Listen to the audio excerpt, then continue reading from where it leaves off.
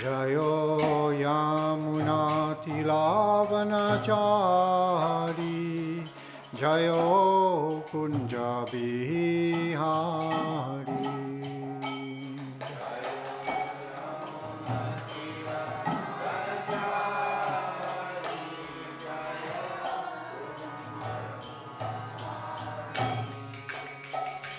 Jayo Radha Madhava Jayo Kunja Bihari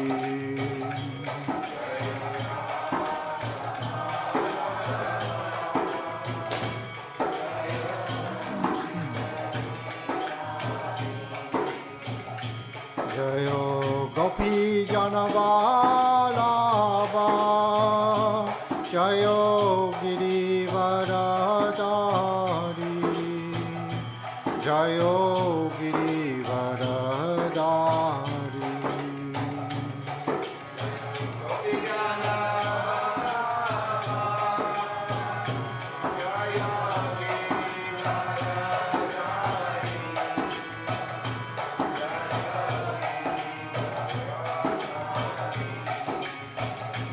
Jayo Yashodanandana Jayo Brajajanaranjana Jayo Brajajanaranjana Nandana Jayo Brajajanaranjana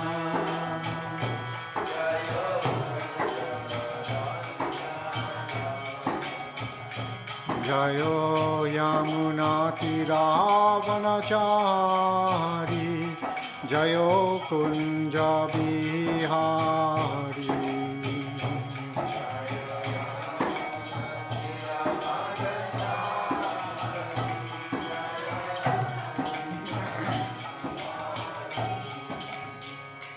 Jayo Shri Krishna Chaitanya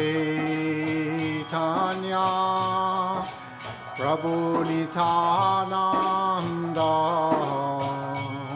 Shri Advaita Gadadhar Shivasadi Gaura Bhakta Vrindam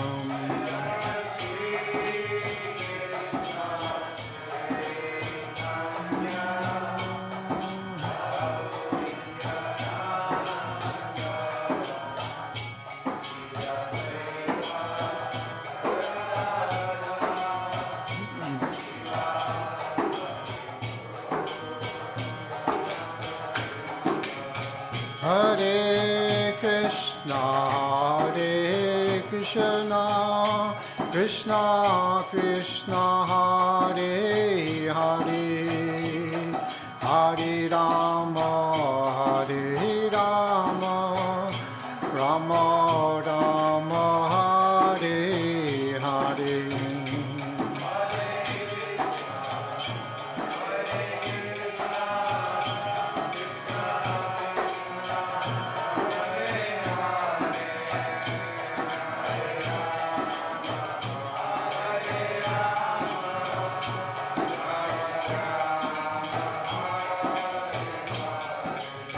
Hare Krishna, Krishna Krishna, Hare Hare, Hare Rama, Rama Rama, Hare Hare.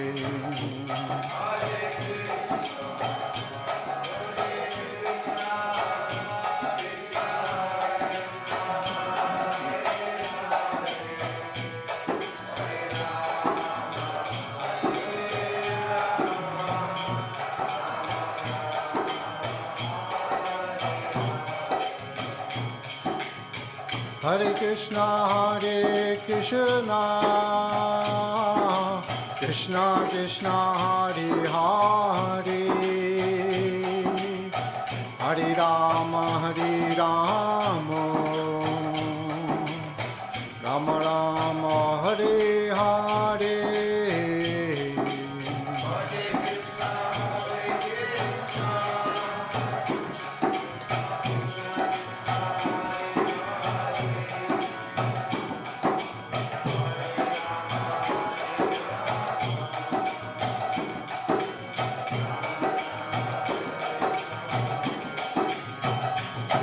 Hare Krishna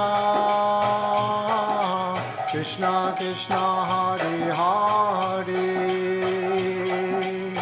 Hare Rama Rama Rama Hare Hare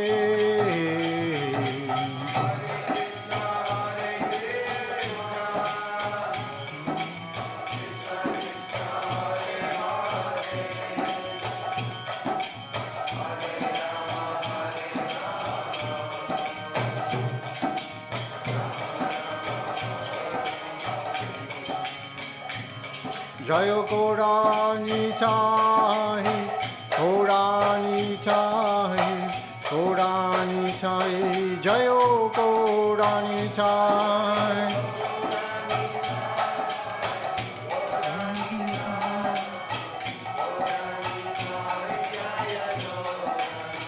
Jayo Prabhupada, Prabhupada, Prabhupada, Jayo Prabhupada.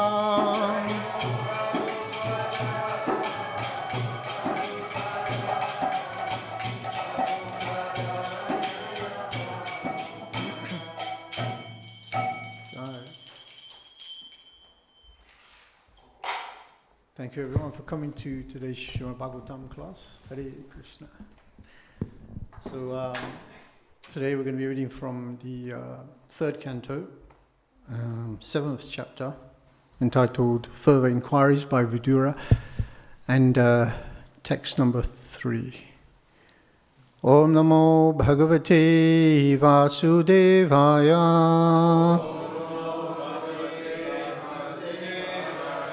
Om Namo Bhagavate Vasudevaya.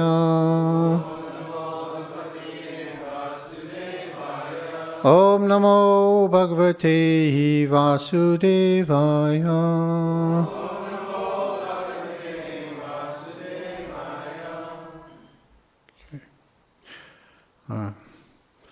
Kridhayam Udhyamar.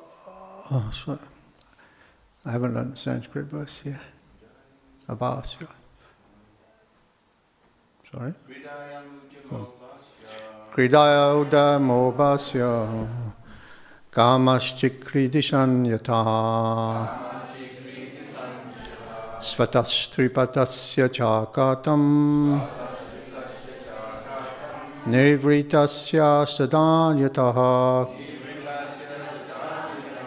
Kridayamudayamo basaya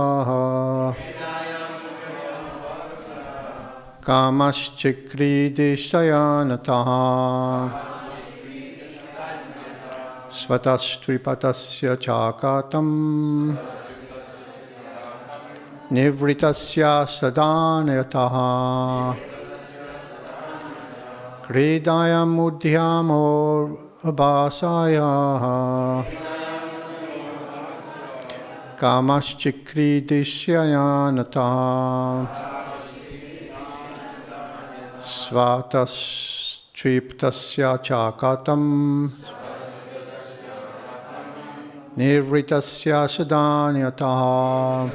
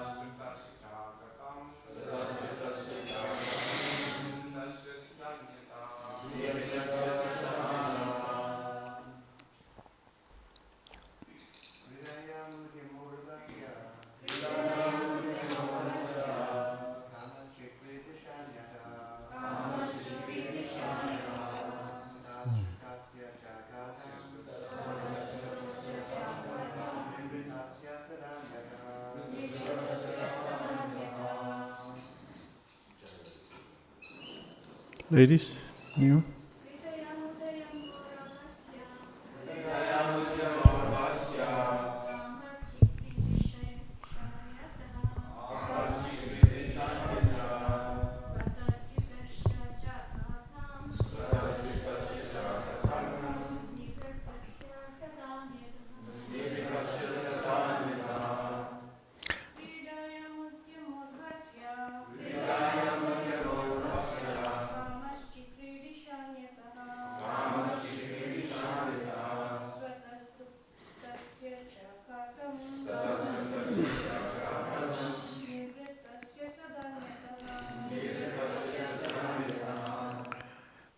Kridayam, in the matter of playing.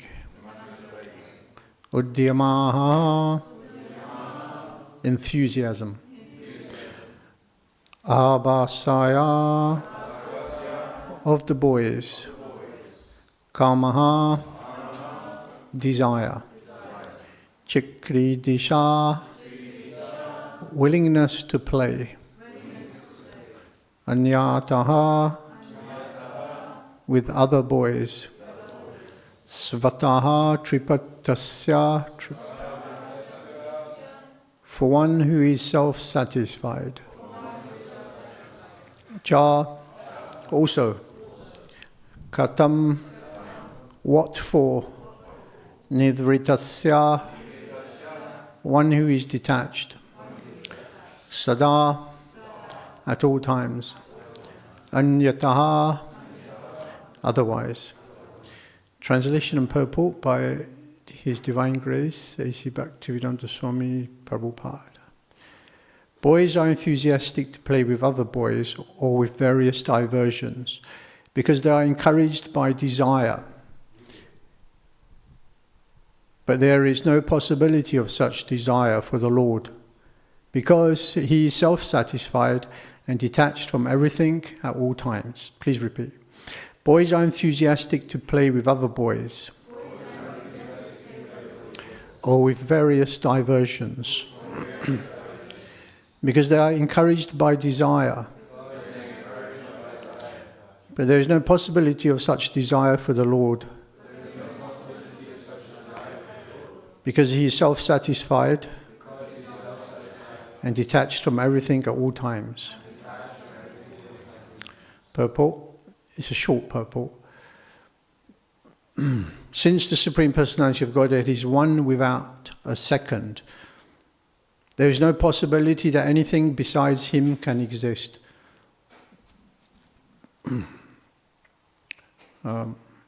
He expands Himself by His energies in multi-forms of self-expansions and separated expansions as well, just as fire expands itself by heat and light. There is no other existence besides the Lord Himself. The Lord's association with anything manifests His association with Himself. In Bhagavad Gita 9.4, the Lord says, Maya tatam idam sarvam jagat vyaktamurtina matstani sarvabhutani nachaham teshu avastitaha. The complete manifestation of the cosmic situation is an expansion of the Lord Himself in His impersonal feature. All things are situated in Him only, yet He is not in them. That is the opulence of the Lord's attachment and detachment. He is attached to everything, yet He is detached from all. Jai. Om Jnanatirmirandasya Garanjana Shalakaya Chakshush Unmilitam Jena Tasmai Shri Gurave Namaha.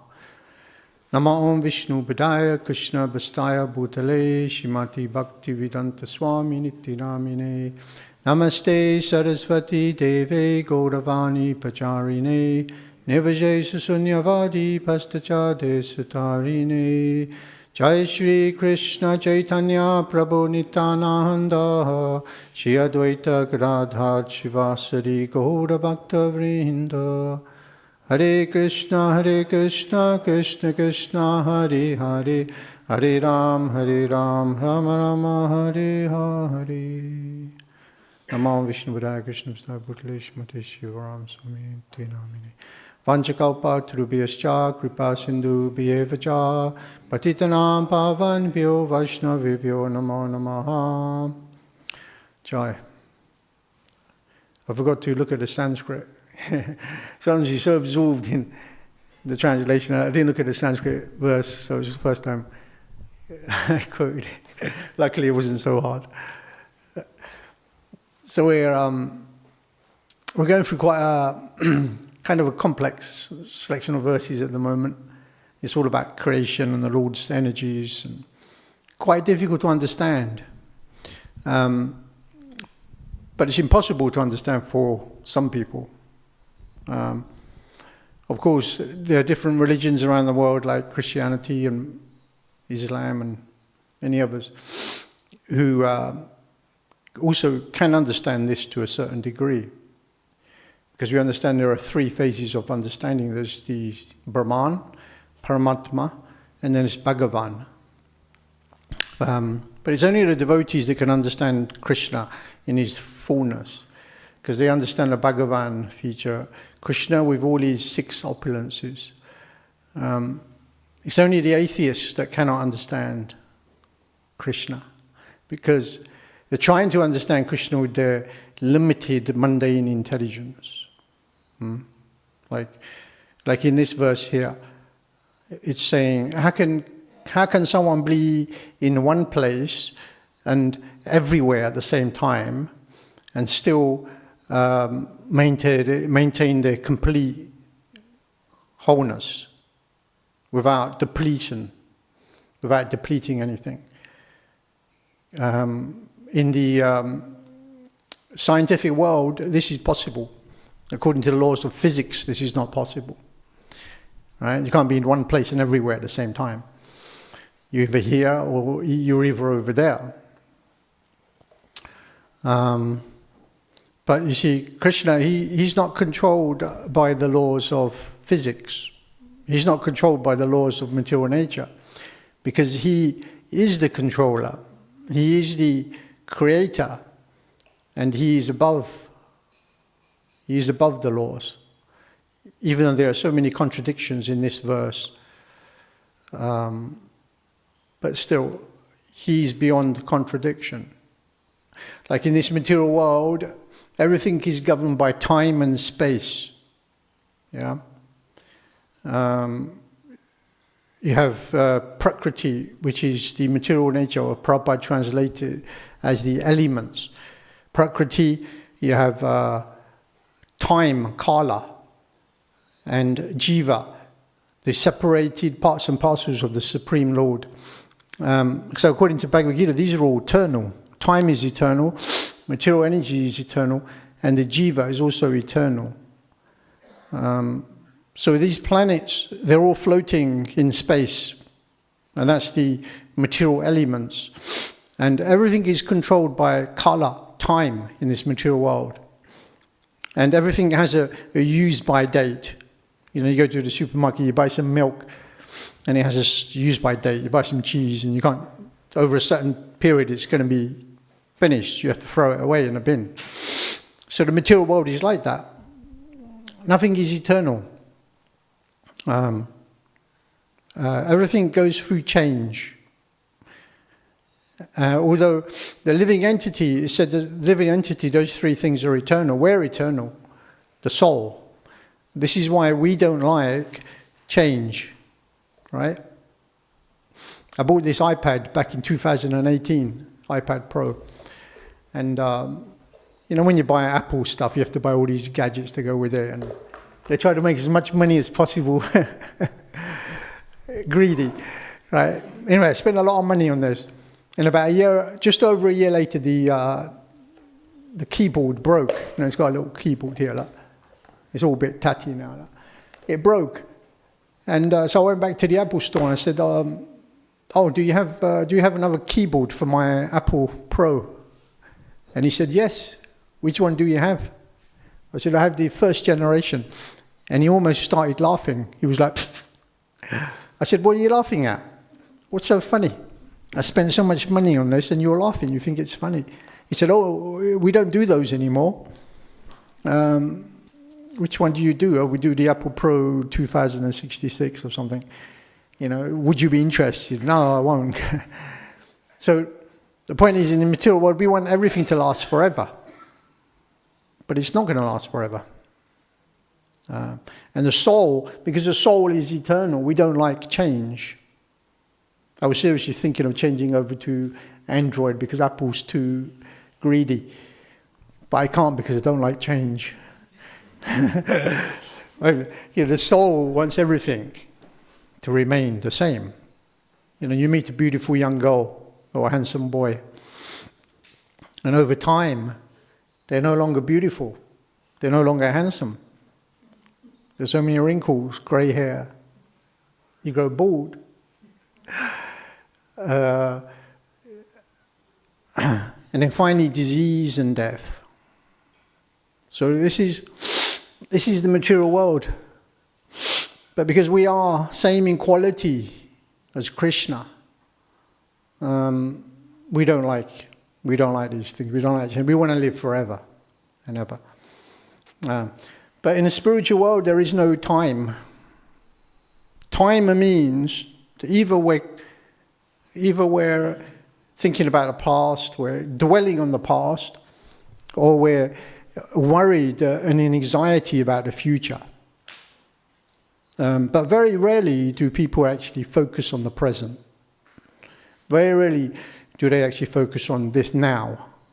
Like you may all be sitting in class, but your minds may be thinking, oh, breakfast is in 30 minutes. I wonder what's for breakfast. Or, I've got to do this, I've got to go to work, I've got to do this, and this. That's the material world. Very rarely do we actually focus on the present moment. And that you can really only do when you're engaging in devotional service to Krishna. But in the spiritual world, there is no time. There's no time and space. The time factor doesn't work like it does here. In other words, there's no past in the spiritual world, and there's no present. There's no future. There's only immutable presence. Immutable meaning unchangeable. So therefore, there's no dwelling, and there's no anxiety. There's only focus on the present. And what is that present? That present is Krishna. Yeah. So therefore, Krishna is not controlled by the material energy like we are. And therefore, he can do anything. He can be in one place, and he can be expanded in many places at the same time.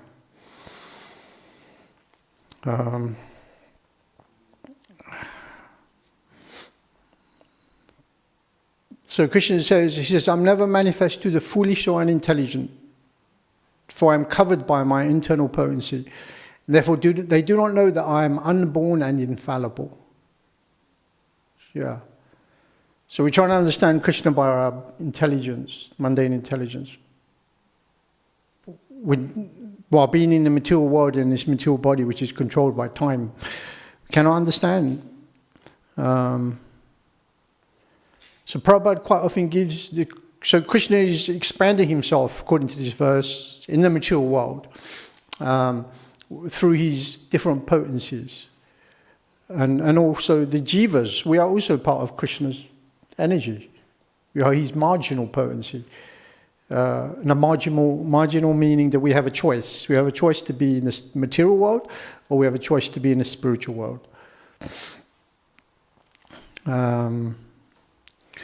So Prabhupada quite often gives example of how Krishna expands his potencies without personally having to be here all the time. Like the sun. The sun is somewhere in the universe, in the corner somewhere. But we can feel the presence of the sun here. It's not that the sun has to come here personally. If it did, we would all die. It will get extremely hot. But we can feel the presence of the sun through heat and light. Like in England now, it's quite depressing, especially the last couple of weeks. Right? We're having to get ready for the miserable, depressing winter of England, which means we don't see sun for a long time. So in the morning, the clouds are covering the sun, but you know the sun's there because of the presence of light. So Krishna is like that. He's expanding his energies throughout this material cosmos. He's here, but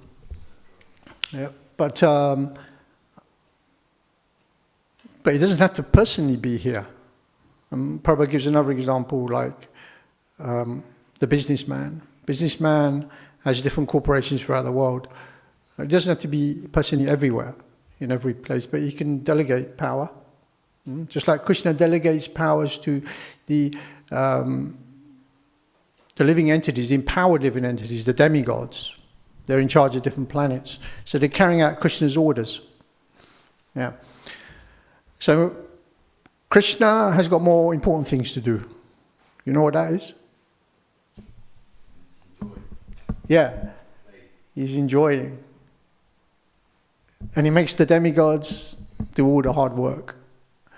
But he just wants to have a good time, chill out with his friends and his girlfriends and his father and his mother. So that's Krishna. So the sun, we used to use the example as the sun. The sun is a manifestation of Krishna's energy, one of his potencies. And, you know,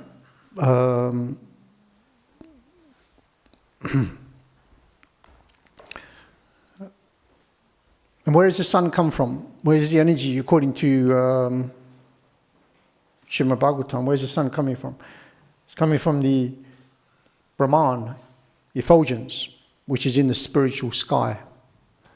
And where is the Brahman effulgence getting its energy from? It said it's getting it from a tiny speck from Krishna's body, transcendental form. Yeah. So in one sense, it wouldn't be wrong to say you could worship the sun as non-different to Krishna, which you could, right? I mean, we do when we chant Brahma Gayatri. What do we say?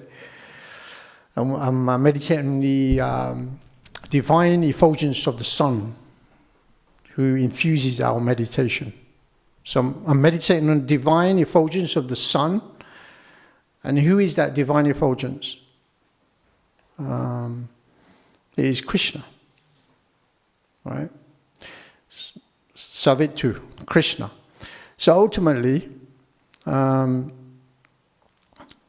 meditation on the sun, or meditation on Krishna's impersonal energy here, in this material world, ultimately, when it's done under the right guidance and the right authority, according to Srimad Bhagavatam and the Guru, then that meditation will ultimately take us to Goloka Vrindavan, where we're serving Srimati Radharani's lotus feet. But let's go back a bit. We'll go back to the impersonalists, the Mayavadis. Because this verse, at the moment, it can very easily be misunderstood. All right? The Mayavadis could use this as an excuse to back up what they're saying. Right? Krishna says, I am everywhere. I am everywhere. You see, the Mayavadis, they understand the oneness of this material world, but they can't see the difference or the diversity or the variety. Yeah? Lord Chaitanya propounded the Achintya Bheda Abheda Tattva philosophy. Oneness but difference. We're one with Krishna in quality, we're different in quantity. Krishna is one, Krishna is many. So this is a contradiction. So Lord Chaitanya started this philosophy, so how we can understand this. But the Mayavadis only understand the oneness, the Brahman. They can't understand the Paramatma or the Bhagavan feature.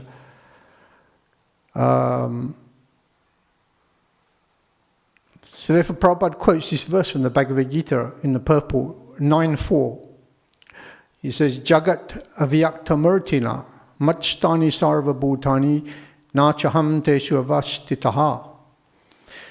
Krishna says, by me, in my unmanifest form, this entire universe is pervaded. All beings are in me, but I am not in them. Krishna says, everything's in me, but I'm not in them. But he is, isn't he? Isn't he here? We understood in yesterday's amazing class. He was saying Krishna's in every atom, right? In every atomic particle, Krishna's there. He's within your heart, your heart, your heart. He's in my heart. He's everywhere. So why is Krishna saying in the Bhagavad Gita, I am not in them? Why is he saying I'm not here? So there's two reasons why he's saying that. First reason is that he doesn't have to personally be here. Like we gave the example of the corporate manager or the son. Yeah, he can delegate his powers. And the second reason is to not give the Mayavadis an excuse. Because if Krishna says, I am here, they would say, yes, he's talking about me. When he says, I am here, that's me. I'm Krishna. And you're Krishna, and you're Krishna, and you're Krishna. And Krishna is everywhere. So Krishna's saying, no, I'm not. I'm not here. I'm there in Goloka Vrindavan. I'm in the Prabhanjana Churita Bhaktivedanta Manor. I'm in the hearts of the devotees. The devotees, you can see me with their purified heart. But the Mayavadis won't see Krishna because they have no purified heart.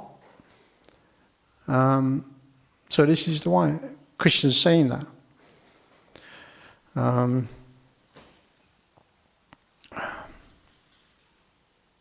So Krishna's potency is here all the time.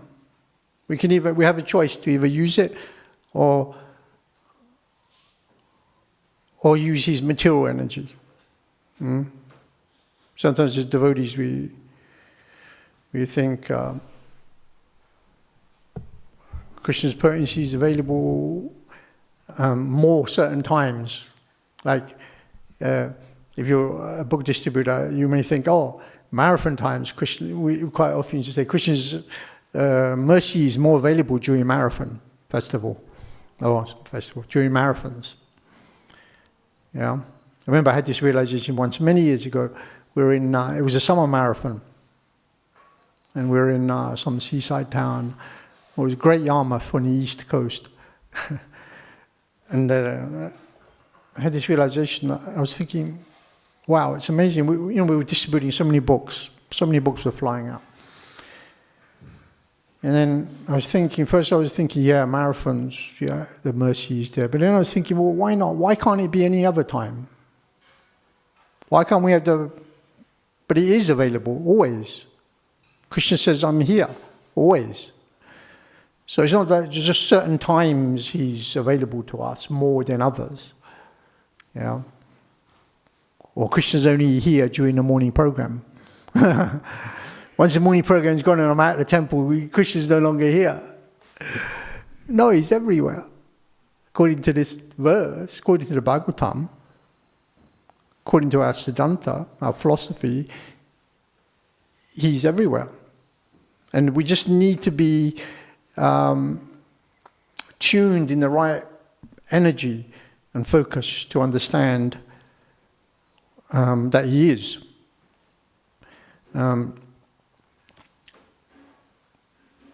So how do we understand? How can we understand Krishna? That he's everywhere. Yeah, clearly it said not through our limited mundane intelligence. In the Brahma Samhita it says, Advaitam achyutam anadi mananta rupam adya purana purusham navayovanam cha vedeshu dulabam adulabam atma bhakto govindamadi purusham tamaham majami. So he says, I worship Govinda, the primeval Lord. He is inaccessible through the Vedas, or he's inaccessible to the Vedas, but he is accessible only through Atma Bhakta, or pure devotion of the heart. Bhakti Yoga. So Dvaitam means Krishna is without a second. It's not meaning second as in time, but second as in first, second, third, fourth. Krishna is the first. He's the Param Purusha, the supreme person. And there's no one equal to him, and there's no one beyond him. It's just Krishna. He's just Krishna one. Before creation took place, there was complete darkness. There was no Brahma, there was no Shiva. Although we heard about Shiva yesterday. Shiva's in a different category. He's a pure devotee. There was no Shiva, there was no Brahma, there was no Ganesh, Kali, whoever. There was no one, just Krishna. And then from Krishna came everything. Krishna's Achyuta, which means he's infallible. Infallible. He never falls.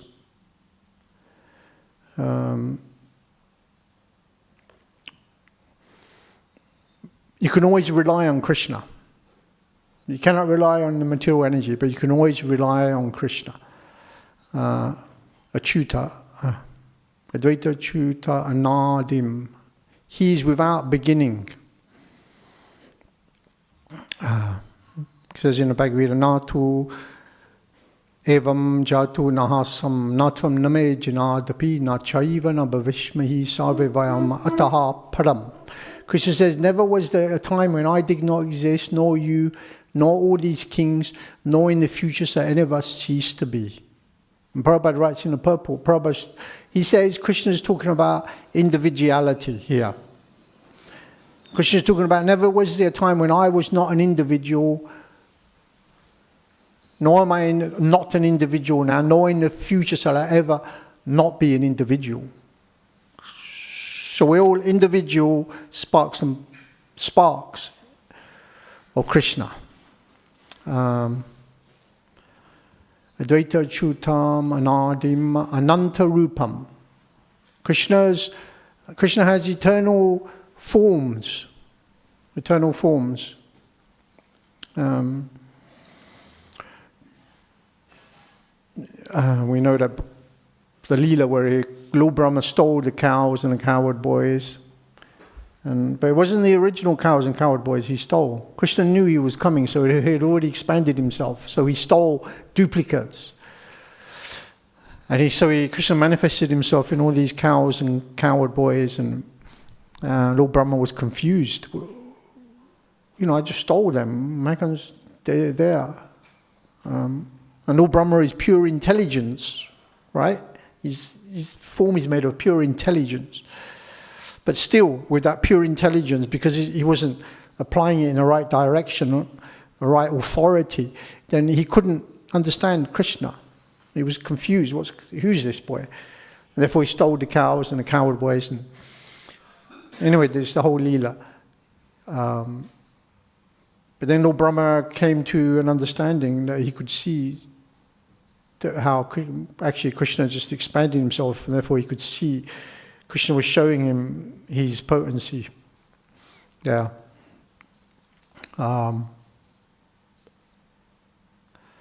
Ananta Rupam. What's next? Ananta Rupam. Adhya. Beginning. So there's a contradiction here. So he's without beginning, and he is the beginning at the same time. Aham savachya pabhavo mataha sarvam papadite. Says in the Bhagavad Gita 10:8. Is it 8 or 8:10? 10:8. He says, I am the source of all the spiritual material worlds. Everything is emanating from me. Yeah. He says he is the source. And then Vedeshu Dulabam Adulabam. Krishna, Vedeshu Dulabam, you can't understand Krishna by reading the Vedas or becoming an intellectual. Right? But Vedeshu Adulabam, but Adulabam. Atma Bhakto. He can be understood through Atma Bhakto, pure devotion of the soul. Srila Bhaktivinoda Thakur says in his Amritapava Bhasya, he says that the sannyasis in the Sankaracharya's line, they think that they're automatically developed all Brahminical qualities. And that they have, just by reading Vedanta Sutra, they have fully understood Vedanta Sutra. And therefore, by taking sannyas, they're qualified to become Jagat Guru or spiritual masters of the whole world. So this is a very puffed up notion, that just because I've been born in a Brahmin family, therefore I'm qualified now to take sannyas, and I develop all the qualities of Brahman and become a guru of the whole world. This doesn't impress Krishna. Krishna is not impressed by intellectual learning and charisma. He's impressed by sincere endeavor and humility. And only by those things, endeavor, sincere endeavor and humility, can we understand Krishna. Therefore Lord Chaitanya has come, and Lord Chaitanya is giving the most simplest process.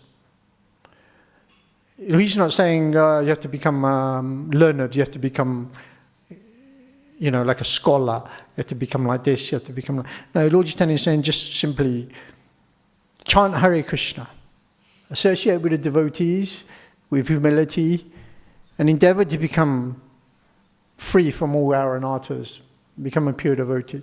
And then you'll have this knowledge. When Lord Chaitanya came in Navadvip, at that time, Navadvip was like the center of learning. Anyone who was anyone about scholarship, they knew Navadvip.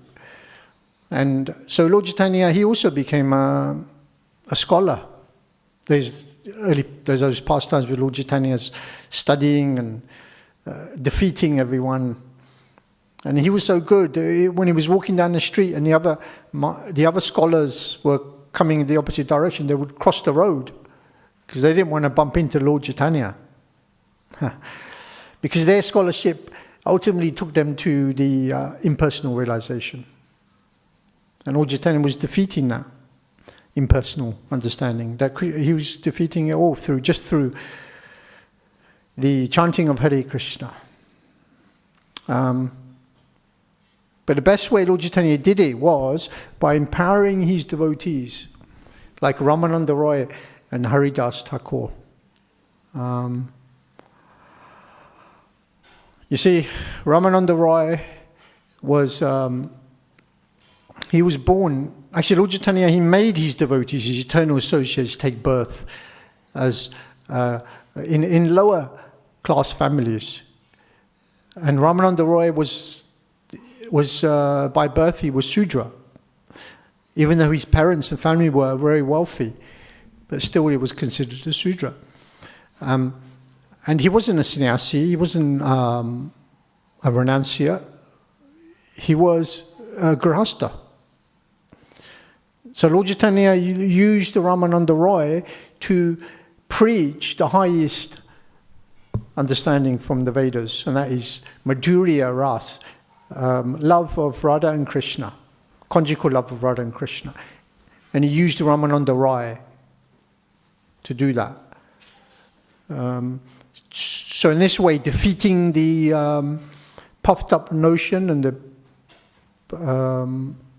pride of all these scholars, thinking that, yes, this is the way to understand the Supreme Personality of Godhead. By becoming a great, this or great that. No, it's not. It's just humility.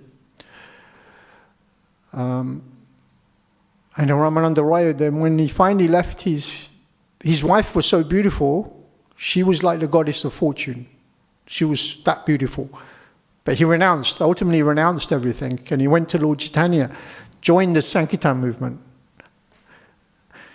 And he lived a very, very simple life. He was living by the Ganges, washing rice, which the cows didn't even want to eat, and eating that. And Lord Chaitanya was very pleased with his renunciation. But he was empowered. He was the empowered representative of Lord Chaitanya's mercy. And then we have Haridas Thakur, born in a Mohammedan family. But Lord Chaitanya named Haridas Thakur as Sarva Shastra Dati.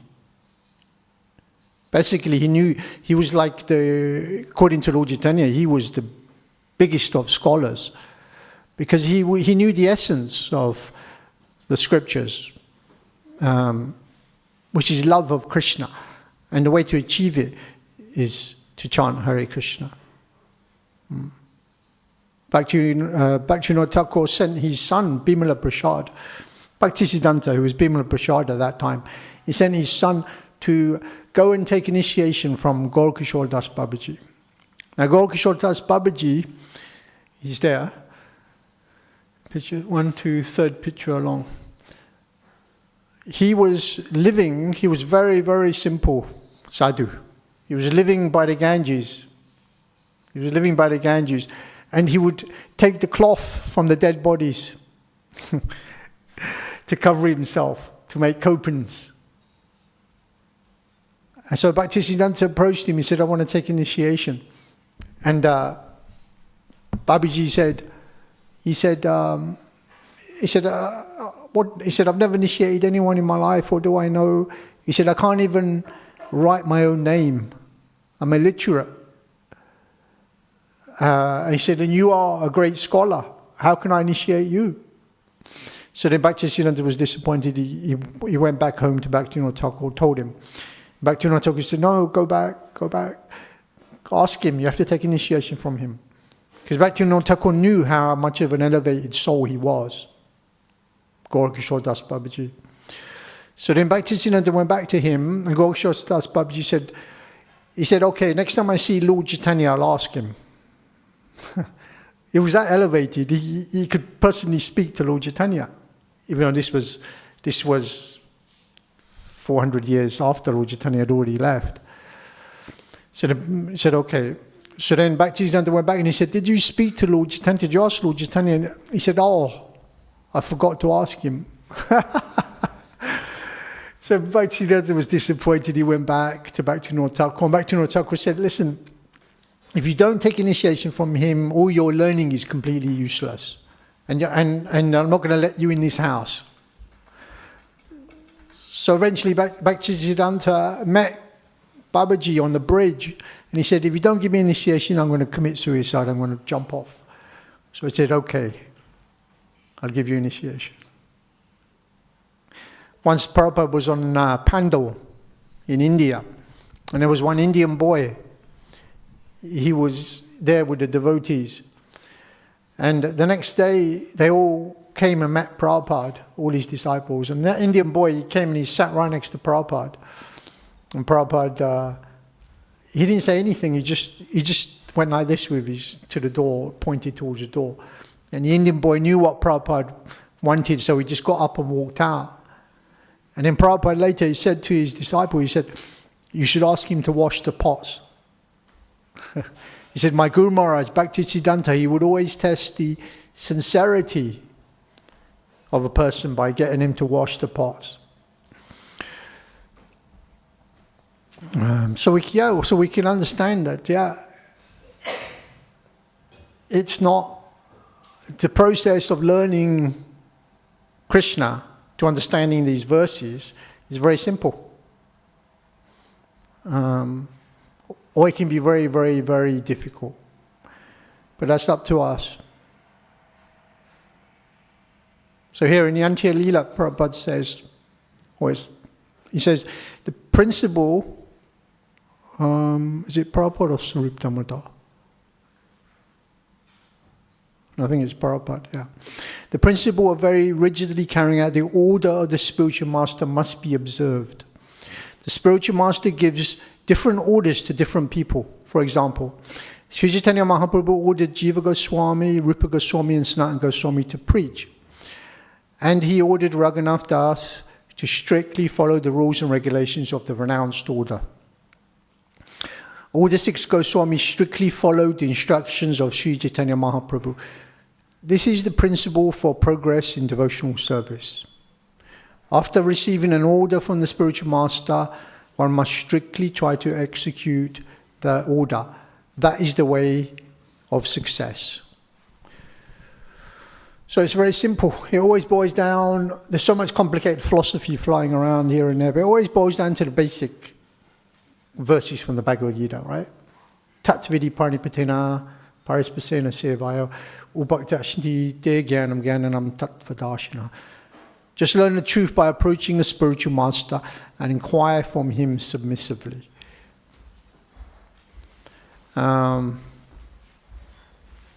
So with submissively, with humility. Serve the spiritual master with humility. And then because Krishna is in the heart of the disciple, Paramatma is in the heart of the spiritual master, when they see that the disciple is in a humble mood, inquiring, not in a challenging mood. We can challenge. It's good to challenge. We're not, what do you call it? Anyway, it's good to challenge. But the challenging mood at one point has to stop. And we have to be submissive. Once we've understood that, yes, this is the right path. And then Krishna's in our heart. He will impart transcendental knowledge to the disciple through the words of the Guru, like this. So this is the process of understanding. So, the atheists, they cannot understand these verses. How can Krishna be here and everywhere at the same time? And blah, blah, blah, blah. But only the devotees can understand. Because Lord Chaitanya is considered the most magnificent personality. Because he's distributing the essence of the Vedic Shastras to anyone who's qualified, who's willing to become a sincere servant. Through sincerity and humility, we can receive transcendental knowledge. Okay, I'm going to stop here. Hare Krishna. Any questions or comments? Yes. Thank you for the. My question is, if Krishna is everywhere, why do we need to come to the temple? So Krishna is everywhere. So why do we need to come to the temple? Yeah, good question. Yeah, he is everywhere. I mean, he's here in the microphone. Atoms. We can worship this microphone as Krishna. But we don't do that, do we? We don't do that. Why? Because we understand Bhagavan. Krishna is the Supreme Personality of Godhead, and he has all these opulences. And one of his opulences is to manifest as an Archa Vigraha, a deity form. So the deity is made from marble, it's made from wood, material elements, right? But it's only the devotee that sees Krishna. The non-devotees will come here. Once someone came to the temple, there were some Western guests, and they came to the temple, and devotees showed them the altar. And they were standing there looking for about 10 minutes. And at the end, the devotee asked them, "Oh, what did you think of the altar? Did you see Krishna?" He said, "Krishna? What? I didn't see. All I saw was the gold altar and the flowers." And they were looking at the altar, but they didn't even see the deities. They were just admiring the decoration. And so we can admire Krishna's decoration, which is this material world, or we can see Krishna. Did you want to say something, Adi? No. Or we can see Krishna. But you can only see Krishna Pramanjana churita bhakti velochana, when your eyes are imbued with the salve of love. But you see, even though here in this verse it says Krishna has no desires, like the boys are playing, they have so many desires, but Krishna doesn't. But he does have a desire. He has a desire to want to have a loving relationship with his parts and parcels. That's us. Hare Krishna. Is that okay? Adi?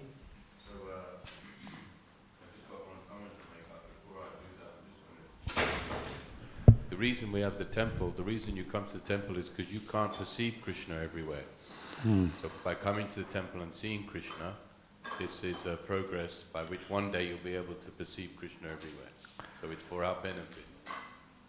Because Krishna is everywhere, but we don't see it. Therefore, we come to the temple. Yeah.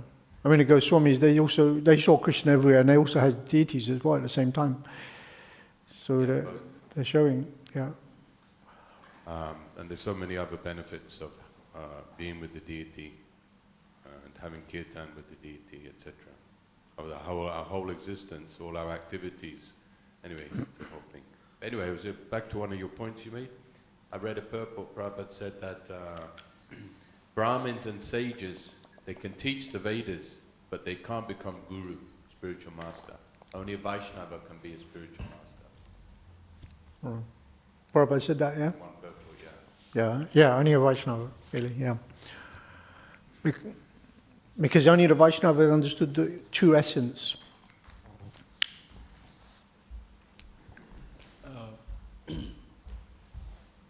So right now when I read Bhagavatam or listen to philosophies, it is confusing.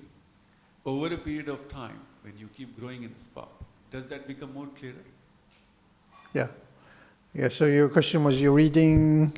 So, the book from here, the Bhagavatam, first... Put a microphone closer. Okay. Yeah. So when you tell stories from Bhagavatam, or if I read the book, it is many things in that is not comprehensible, or, Yeah. they are beyond the logical mind. So my question is, when you keep growing in Bhakti path, do they become more clearer to you, or you are able to become more sure about them? Yeah. So we're reading at the moment, and it may not be so clear, but we have to carry on regardless. Carry on reading. And you have to practice what it says in the books. It's not just a matter of reading. What does it say when you're reading? What does it say? How to understand? I mean, I hope my class was about that. So we have to, it's a scientific process. If it's a science, you have to follow the process, which means you have to, first of all, give up certain vices. No meat eating, no intoxication, no illicit sex, no gambling. We give up, and then slowly, we become purified. We develop an attachment for prasadam. We develop a desire to want to associate with devotees and come here and engage in devotional service. And then by doing these things, and at the same time carrying on reading, then what we're reading has a completely different meaning, right?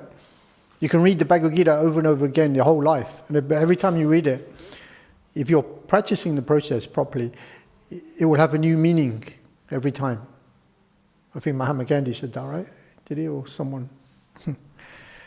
So it's just a matter of applying what we're reading sincerely, and then it will start to make sense. So have faith, even if Yeah. you don't understand, have faith what you're listening or reading. Yeah, Go Shraddha, on. faith will come when we follow the process. Tesham satatayuktanam bhajatam priti burvakam tadami buddhi yogam tam yeramam upyanti te. To those who engage in devotion service with pretty purvakam, with love and devotion, I give the understanding by which you come to me.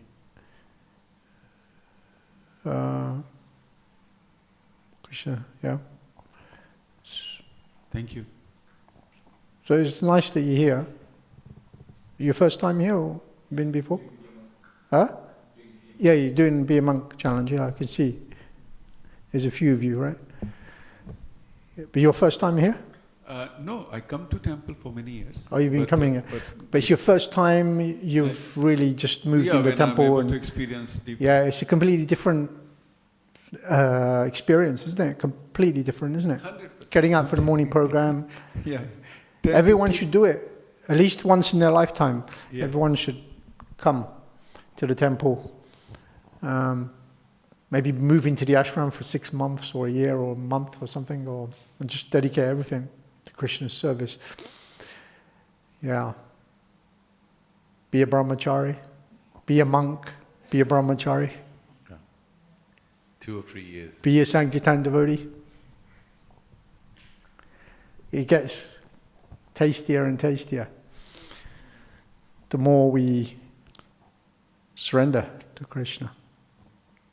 There's one famous purport, Prabhupada says, the only way that third-class devotee can come to the second-class platform is by hearing. No other process. Unless you hear and read, you will never come from a neophyte devotee to a middle and progress. You'll always stay neophyte until you take to this process of hearing. Yeah, Prabhupada said hearing about God is the primary qualification to enter the kingdom of God.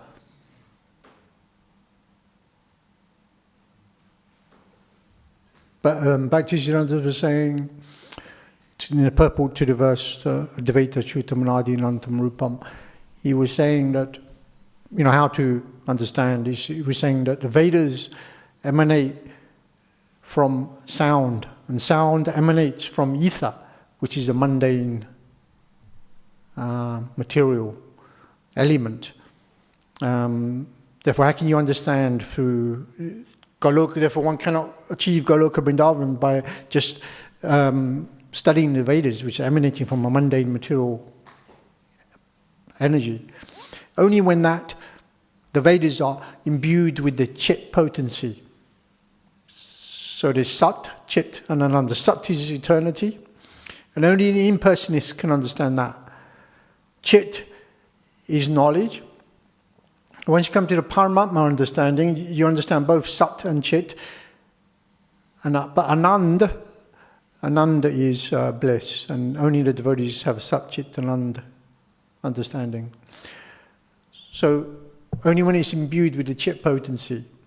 So these three are the Swarup Shakti or the Antaranga Shakti of the Supreme Lord, which maintains the spiritual world.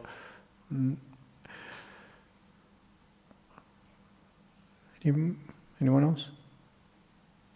Okay. Hare Krishna. Thank you.